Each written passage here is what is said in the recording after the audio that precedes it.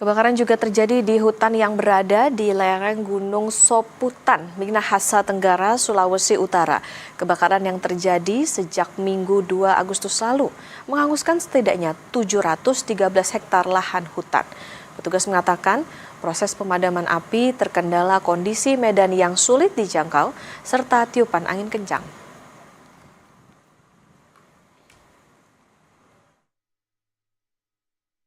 Kami coba hitung berdasarkan hotspot atau titik api dari peta satelit Sipongi, kurang lebih 713 hektar, ya, kurang lebih.